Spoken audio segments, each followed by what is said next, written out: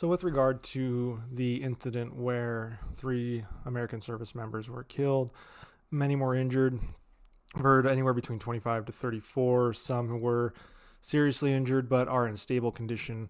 Others suffered traumatic brain injuries, and they're still kind of assessing that. And it seems like everyone who was wounded in that attack is going to survive, but unfortunately, 3 service members did die from the U.S. Now, Iran has denied any links to this suicide drone attack on the Tower 22 patrol and operations base in northeastern Jordan. And the spokesperson for Iran's mission for the United Nations stated Iran has nothing to do with the attacks in question.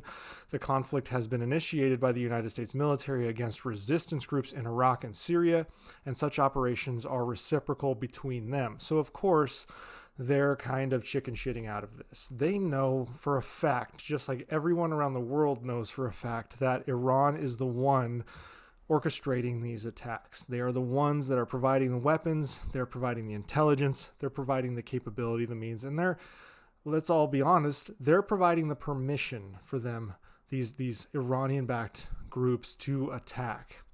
Nonetheless, Iranian air defenses have reportedly been brought up to their highest level of readiness across the country. What is interesting is there's reports coming out from earlier today that Russian and Syrian forces have rapidly begun to evacuate from various bases that they have jointly operated with Iran, including the Shayrat air base in western Syria. And that was a base that has been used by the Iranian Air Force to resupply the militias in Syria and Lebanon.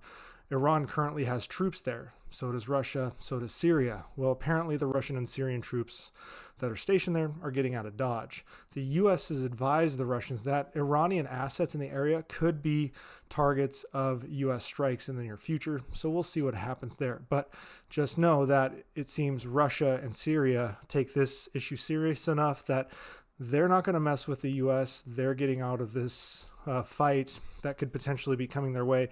And like many other commentators that I respect highly, I just don't think this is a full war, total war scenario. I think this is we conduct very serious, very devastating, powerful strikes against targets potentially in Iran, but definitely on the proxies and the capabilities around the Middle East that point towards Iranian support.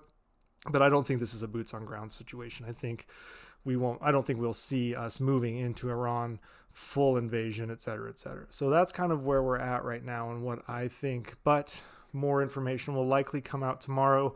I do know that President Biden met with various members of his national security team, as well as Department of Defense officials, CIA officials, et cetera, et cetera. And a way ahead has probably been developed. We'll just have to see what that looks like.